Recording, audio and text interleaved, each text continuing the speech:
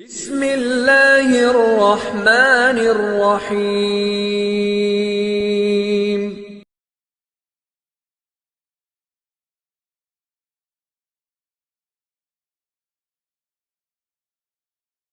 اعوذ باللہ من الشیطان الرجیم، بسم اللہ الرحمن الرحیم۔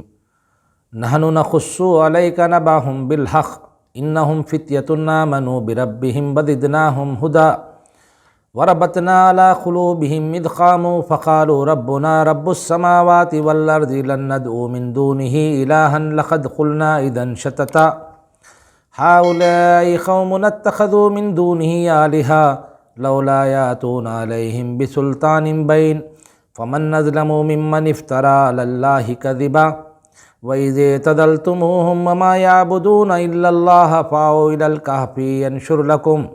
رَبُّكُمْ مِنْ رَحْمَتِهِ وَيُهَيِّئْ لَكُمْ مِنْ أَمْرِكُمْ مِرْفَقًا وَتَرَى الشَّمْسَ إِذَا طَلَعَتْ تَزَاوَرُ عَنْ كَهْفِهِمْ ذَاتَ الْيَمِينِ وَإِذَا غَرَبَتْ تَقْرِضُهُمْ ذَاتَ الشِّمَالِ وَهُمْ فِي فَجْوَةٍ مِّنْهُ ذَلِكَ مِنْ آيَاتِ اللَّهِ مَنْ يَهْدِ اللَّهُ فَهُوَ الْمُهْتَدِي وَمَنْ يُضْلِلْ فَلَنْ تَجِدَ لَهُ وَلِيًّا مُّرْشِدًا وَتَحْسَبُهُمْ أَيْقَاظًا وَهُمْ رُقُودٌ وَنُقَلِّبُهُمْ ذَاتَ الْيَمِينِ وَذَاتَ الشِّمَالِ وَقَلْبُهُمْ باسط ذراعيه بالوسيد لو اطلعت عليهم لوليت منهم فرارا ولملئت منهم رعبا وكذلك بعثناهم ليتساءلوا بينهم قال قائل منهم كم لبثتم قالوا لبثنا يوما أو بعض يوم قالوا ربكم أعلم بما لبثتم فبعثوا أحدكم بورقكم هذه إلى المدينة فلينظر أيها أزكى طعاما فليأتكم برزق منه وليتلطف ولا يشعرن بكم أحدا إنهم من يظهروا عليكم يرجموكم أو يعيدوكم في ملتهم ولن تفلحوا إذا أبدا وكذلك أثرنا عليهم ليعلموا أن وعد الله حق وأن الساعة لا ريب فيها اذ يتنازعون بینہم امرہم فقالوا ابنوا علیہم بنیانا ربهم اعلم بهم قال الذین غلبوا علی امرہم لنتخذن علیہم مسجدا۔ صدق اللہ العظیم۔ ہم ان کا اصل قصہ تمہیں سناتے ہیں۔ وہ چند نوجوان تھے جو اپنے رب پر ایمان لے آئے تھے اور ہم نے ان کو ہدایت میں ترقی بخشی تھی۔ ہم نے ان کے دل اس وقت مضبوط کر دیے جب وہ اٹھے اور انہوں نے اعلان کر دیا کہ ہمارا رب تو بس وہی ہے جو آسمانوں اور زمین کا رب ہے، ہم اسے چھوڑ کر کسی دوسرے معبود کو نہ پکاریں گے۔ اگر ہم ایسا کریں تو بالکل بیجا بات کریں گے۔ پھر انہوں نے آپس میں ایک دوسرے سے کہا، یہ ہماری قوم تو رب کائنات کو چھوڑ کر دوسرے خدا بنا بیٹھی ہے، یہ لوگ ان کے معبود ہونے پر کوئی واضح دلیل کیوں نہیں لاتے؟ آخر اس شخص سے بڑا ظالم اور کون ہو سکتا ہے جو اللہ پر جھوٹ باندھے؟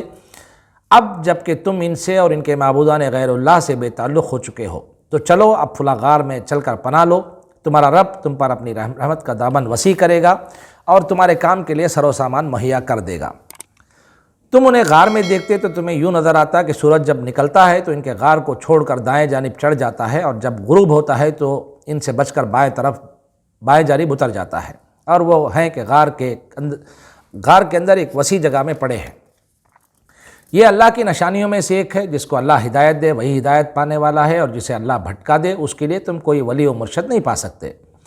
تم انہیں دیکھ کر یہ سمجھتے کہ وہ جاگ رہے ہیں، حالانکہ وہ سو رہے تھے۔ ہم انہیں دائیں بائیں کروٹ دلواتے رہتے تھے اور ان کا کتا غار کے دہانے پر ہاتھ پھیلائے بیٹھا تھا۔ اگر تم کہیں جھانک کر انہیں دیکھ لیتے تو الٹے پاؤں بھاگ کھڑے ہوتے اور تم پر ان کے نظارے سے دہشت بیٹھ جاتی،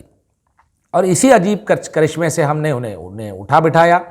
تاکہ ذرا آپس میں پوچھ گچھ کریں۔ ان میں سے ایک نے پوچھا، کہو کتنی دیر اس حالت میں رہے؟ دوسروں نے کہا، شاید دن بھر یا اس سے کچھ کم رہے ہوں گے۔ پھر وہ بولے، اللہ ہی بہتر جانتا ہے کہ ہمارا کتنا وقت اس حالت میں گزرا۔ چلو اب ہم اپنے میں سے کسی کو چاندی کا ایک سکہ دے کر شہر بھیجیں اور وہ دیکھے کہ سب سے اچھا کھانا کہاں ملتا ہے، وہاں سے وہ کچھ کھانے کے لیے لائے اور چاہیے کہ ذرا ہوشیاری سے کام لے، ایسا نہ ہو کہ وہ کسی کو ہمارے یہاں ہونے سے خبردار کر بیٹھے۔ اگر کہیں ہم ان لوگوں کا ہاتھ ہم پر پڑ گیا تو ہم بس سنسار ہی کر ڈالیں گے، یا پھر زبردستی ہمیں اپنی ملت میں واپس لے جائیں گے۔ اور ایسا ہوا تو ہم کبھی فلاح نہ پا سکیں گے۔ اس طرح سے ہم نے اہل شہر کو ان کے حال پر مطلع کیا تاکہ لوگ جان لیں کہ اللہ کا وعدہ سچا ہے اور ایک قیامت کی گھڑی پیش آ کر رہے گی۔ مگر ذرا خیال کرو، جبکہ سوچنے کی اصل بات یہ تھی کہ اس وقت وہ آپس میں اس بات پر جھگڑ رہے تھے کہ ان اصحاب کہف کے ساتھ کیا کیا جائے۔ کچھ لوگوں نے کہا ان پر ایک دیوار چن دو، ان کا رب ہی ان کے معاملے کو بہتر جانتا ہے، مگر جو لوگ ان کے معاملات میں غالب تھے انہوں نے کہا ہم تو ان پر ایک عبادت گاہ بنائیں گے۔ حاضرین، یہ سورہ کہف کی آیات ہیں۔ یہ واقعہ جو ہے ہمارے لیے بہت زیادہ اہم ہے۔ اس آیت کے اندر اللہ تعالیٰ نے کئی ہدایات ہمیں دی ہیں۔ سورہ کہف نبی کریم صلی اللہ علیہ وسلم نے فرمایا کہ ہر جمعہ اس کی تلاوت کی جائے، اور یہ جو واقعہ ہے اصحاب کہف کا، کہف والوں کا، یہ واقعہ چند نوجوانوں کا ہے، اور یہ نوجوان ایک ایسے حالات میں جو اب نارمل تھے، جہاں پہ ان کو اس بات کی اجازت نہیں تھی کہ وہ اللہ کے دین پر عمل کریں، تو اس وقت انہوں نے یہ فیصلہ کیا کہ ہم کسی غار میں پناہ لیں گے۔ اور جب انہوں نے یہ فیصلہ کیا تو اللہ کی مدد ان پر کیسے آئی، اس پر یہ پوری آیتوں کے اندر جو ابھی میں نے آپ کے سامنے تلاوت کی بتایا گیا ہے۔ یہ دنیا امتحان کی جگہ ہے، یہاں اللہ تعالیٰ کی اطاعت اور فرما برداری کے لیے حالات بالکل نارمل ملیں گے اس کی گارنٹی نہیں ہے۔ حالات نارمل بھی ہو سکتے ہیں، اب نارمل بھی ہو سکتے ہیں۔ یہ دنیا دار الجزا نہیں ہے، یہاں پہ ایسا نہیں ہوگا کہ آپ ایمان لے آئیں گے تو اللہ کی رحمتیں ابھی برسنا شروع ہو جائیں گی۔ یقیناً اللہ تعالیٰ اگر نوازنا چاہے تو نواز سکتا ہے، لیکن اصل رزلٹ کی جگہ تو آخرت ہے۔ قرآن نے بہت کلیئرلی یہ بات کہی کہ ہم تمہیں ضرور آزمائیں گے، وَلَنَبْلُوَنَّكُمْ بِشَيْءٍ مِّنَ الْخَوْفِ وَالْجُوعِ وَنَقْصٍ مِّنَ الْأَمْوَالِ وَالْأَنفُسِ وَالثَّمَرَاتِ، ہر طریقے سے آزمائیں گے، جان کے، مال کے، پھلوں کے، رزق کے، ہر نقصانات سے ہم آزمائیں گے۔ لیکن ان سب آزمائش میں جو لوگ پورا اترے، الذین اذا اصابتہم مصیبہ قالوا انا للہ وانا الیہ راجعون، جب بھی ان پر کوئی مصیبت آئے تو وہ کہتے ہیں کہ ہم اللہ ہی کے ہیں اور اللہ ہی کی طرف ہمیں جانا ہے۔ تو یہی لوگ جو ہے ہدایت پر ہیں، یہ قرآن مجید کا کہنا ہے۔ یہ اصحاب کہف نے جو راستہ اختیار کیا یا جو مثال انہوں نے چھوڑا، وہ رہتی دنیا تک کے لیے، تمام اس معاشرے کے لیے جہاں پر اللہ کے احکامات پر چلنا مشکل ہے، ان کے لیے بڑی مثال اس کے اندر موجود ہے۔ سب سے پہلی بات تو اس آیت میں اللہ نے جو کہا وہ یہ کہ یہ نوجوان تھے۔ اس سے آپ اندازہ لگا سکتے ہیں کہ جوانی اللہ کی کتنی بڑی نعمت ہے۔ بڑے تعریفی کلمات قرآن مجید یہاں بیان کرتا ہے کہ ان نوجوانوں کے لیے جنہوں نے اپنے جوانی کے عالم میں، جہاں انسان کے پاس نہ جانے کیا کیا خواب ہوتے ہیں، کسی کو اپنی کیریئر کی فکر، کسی کو اپنے صحت بنانے کی فکر، کسی کو اچھی جگہ شادی کرنے کی فکر، کسی کو کار خریدنے کی فکر، کسی کو گھر بنانے کی فکر، نہ جانے کن کن جو ہے مطلب ڈریمز میں ہم اپنے آپ کو ملوث رکھتے ہیں۔ لیکن ان کا ڈریم یہ تھا کہ وہ اللہ کی عبادت کرنا چاہتے تھے، اللہ کی بندگی کرنا چاہتے تھے، اس لیے کہ زندگی کا سب سے بہترین سودا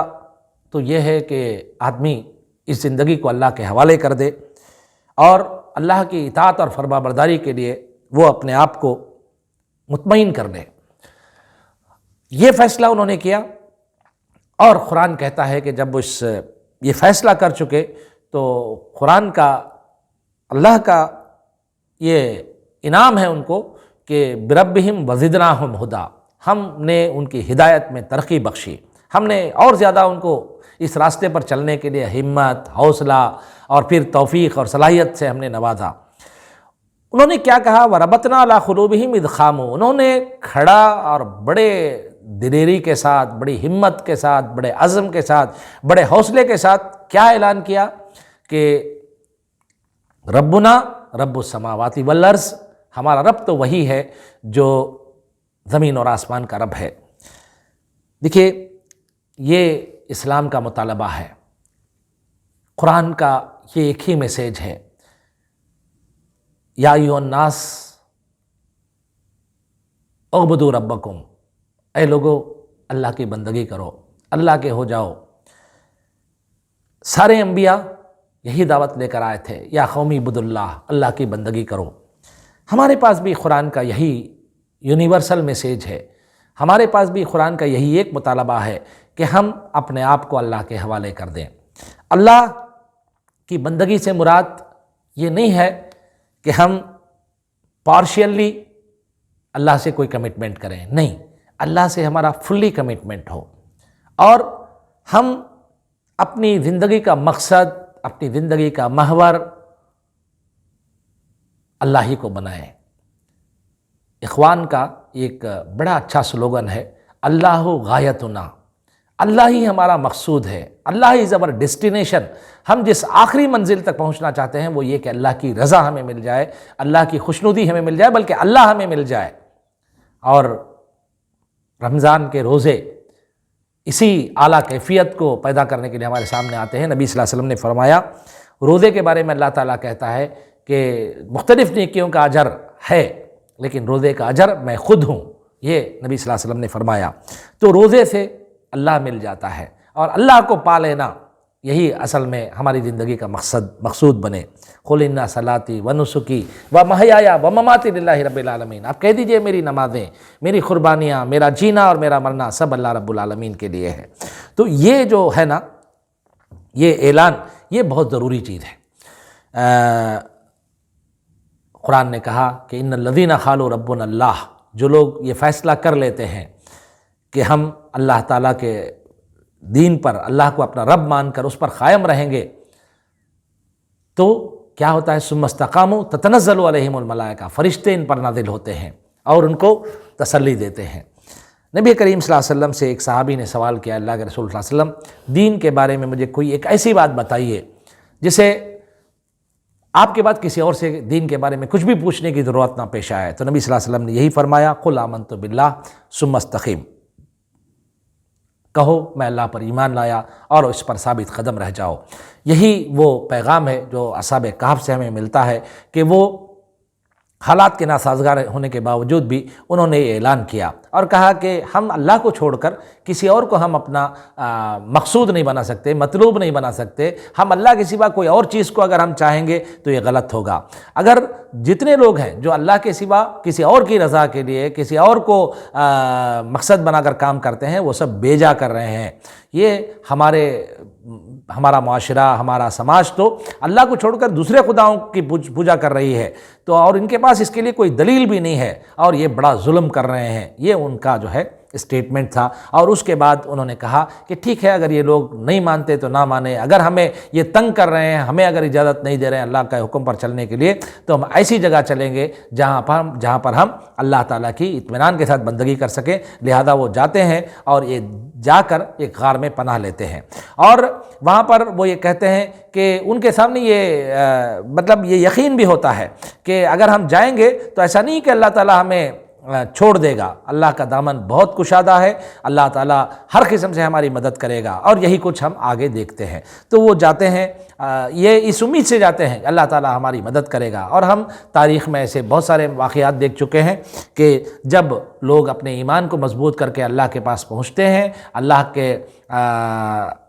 احکامات پر چلنے کا فیصلہ کرتے ہیں، تو ابراہیم علیہ السلام کے لیے آگ بھی ٹھنڈی ہو جاتی ہے، حضرت موسیٰ علیہ السلام کے لیے دریا بھی راستہ بنا دیتی ہے، اور مختلف قسم کے مطلب معجزات کو ہم تاریخ میں، انبیاء کی تاریخ میں ہم دیکھتے ہیں۔ تو اس کے بعد ہوا یہ کہ وہ غار میں گئے، غار میں جا کر انہوں نے پناہ لے لی، اور اس کے بعد قرآن ایک اہم بات یہاں پہ کہتا ہے کہ یہ اللہ کا فضل ہے، من یہد اللہ فہو المہتدی ومن یضلل فلن تجد لہ ولیا مرشدا۔ اللہ تعالیٰ کا یہ بڑا احسان ہے کہ وہ جسے ہدایت دیتا ہے وہی ہدایت پا سکتا ہے، اور اللہ جسے گمراہ کر دے ایسے لوگوں کے لیے کوئی ولی اور مرشد جو ہے نہیں ہو سکتے۔ تو اس کے بعد وہ گئے، اللہ نے ان کو نیند دے دی، سو گئے وہ، اور ایسا سوئے کہ ایک طرف وہ غار میں محفوظ بھی تھے، سالہ سال سوئے، کوئی 200 سال، کوئی 300 سال، پتہ نہیں ان کی صحیح مدت کیا ہے۔ قرآن نے کہا کہ یہ مدت اللہ ہی بہتر جانتا ہے، لیکن ایک صدیوں کی نیند ان کو آ گئی اور کوئی وہاں پر پہنچ بھی نہیں سکا۔ کچھ ایسا انتظام اللہ نے کیا کہ سورج جو ہے اس غار کو چھوڑ کر طلوع ہوتا تھا اور غروب ہوتے وقت بھی اس غار کو چھوڑ دیتا تھا، یعنی وہاں پر ایک ہمیشگی کی زندگی اللہ نے انہیں دے دی، اور کتا وہاں پر غار کے دروازے کے پاس بٹھا دیا گیا تاکہ جو ہے اتنا ڈراؤنا تھا وہ کہ کوئی وہاں گھسنے کی ہمت بھی نہیں کر سکتا تھا۔ تو اس طریقے سے اس کے بعد وہ لوگ پھر ان کا مطلب نیند سے بیدار ہوئے وہ، اور انہوں نے کہا کہ اب ہو سکتا ہے کہ ہم پتہ نہیں کتنا دور ہم سوئے، شاید گھنٹہ 2 گھنٹہ یا 1 دن 2 دن، اس طرح انہوں نے گفتگو کی، اور اس کے بعد انہوں نے کہا کہ جا کے کوئی ہمارے میں سے کوئی ایک جائے اور جا کے کیا کرے، کچھ کھانے کے لیے کچھ لے کے آئے۔ لیکن اس وقت بھی ان کو ڈر اس بات کا نہیں تھا کہ جانے کے بعد کیا ہوگا۔ انہوں نے کہا کہ اگر ہم جائیں گے کھانا لے کر تو ذرا ہوشیاری کے ساتھ جائیں، ہو سکتا ہے کہ یہ لوگ ہمیں مار دیں، یا یہ بھی ہو سکتا ہے کہ وہ پھر ہمیں ان کے سماج میں لے کر چلے جائیں۔ اگر ایسا ہوا تو انہوں نے کہا کہ اگر زبردستی وہ اگر ہمارے سماج میں لے کر چلے گئے تو یہ بڑے گھاٹے کا سودا ہوگا، اور ہم کبھی جو ہے وَلَن تُفْلِحُوا اِذًا أَبَدًا، کبھی ہم کامیاب نہیں ہو سکیں گے۔ وہ زندگی جو اللہ کی نافرمانی کی زندگی ہے، وہ زندگی جو اللہ کے ساتھ سرکشی کی زندگی ہے، اس زندگی میں ہم کبھی کامیاب نہیں ہوں گے۔ تو یہ ان کا کہنا تھا، اور اس کے بعد اللہ نے ان کو اس کے بعد جب وہ بندہ گیا تو اس کے بعد پتہ چلا کہ معاشرہ بدل چکا ہے، تقریباً کئی 100 سال گزر چکے ہیں، اور اس کے بعد کتنی بڑی نصیحت تھی، لیکن شاید وہ زمانہ ہو یا آج کا زمانہ ہو، لوگ جو ہے یہ دیکھتے ہی ان کو یہ پتہ تو چل گیا کہ یہ بہت پرانے لوگ ہیں، اور یہ وہی لوگ ہیں جو کسی زمانے میں مس ہو گئے تھے، اس وقت تک وہ ایک تاریخ بن چکی تھی، ان نوجوانوں کا قصہ مطلب پورا کا پورا سماج بدل چکا تھا، لوگ جو ہے اللہ کے دین پر آ چکے تھے۔ تو اس وقت انہوں نے کہا کہ اب ان نوجوانوں کے ساتھ کیا کیا جائے۔ اللہ نے اس کے بعد اس غار کے لوگوں کو پھر موت دے دی۔ یہ صرف اللہ یہ بتانا چاہتا تھا، یہ اللہ تعالیٰ کے کچھ اہم ترین واقعات میں سے ہے جہاں پر اللہ تعالیٰ لوگوں کی نصیحت کے لیے اس قسم کے میراکلز، معجزات کرتا ہے، تاکہ لوگ موت کے بعد کے آنے والی زندگی پر یقین کریں۔ تو یہ بتایا گیا۔ اس واقعے سے سبق حاصل کرنے کے بجائے انہوں نے یہ جھگڑا شروع کر دیا کہ اب ان لوگوں کے ساتھ کیا کیا جائے۔ تو لوگوں نے کہا کہ نہیں، ہم اس پر ایک درگاہ بنائیں گے یا مسجد بنائیں گے اور عبادت گاہ بنائیں گے۔ ہونا تو یہ چاہیے تھا کہ اللہ تعالیٰ کی طرف پلٹتے، اللہ کے احکامات کو سمجھنے کی کوشش کرتے، لیکن معاملہ جو ہے صرف ان کے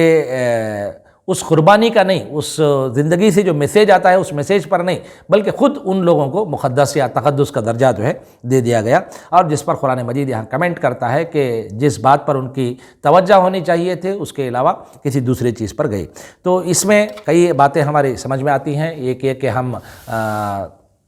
جوانی کو غنیمت جانیں، اللہ تعالیٰ کو اپنا معبود بنانے کے لیے ہم اپنے آپ کو تیار کریں اللہ کی بندگی کے لیے، اور اس پر ہم ثابت قدم رہیں، اور موت کے بعد کے آنے والی زندگی پر ہم یقین رکھیں۔ تو یہ کچھ اہم نصیحتیں ہیں جو ان آیات سے ہمیں ملتی ہیں۔ اللہ سے دعا ہے کہ اللہ تعالیٰ مجھے اور آپ کو قرآن مجید سے مسلسل ہدایت حاصل کرنے کی توفیق دے، اور اس کے ذریعے سے ہماری زندگی کے اندر صالح تبدیلی لانے، اور ہمیں اللہ کی بندگی مرتے دم تک اللہ کی بندگی پر قائم رہنے کی اللہ ہمیں توفیق دے۔ باقی دعوانا الحمدللہ رب العالمین۔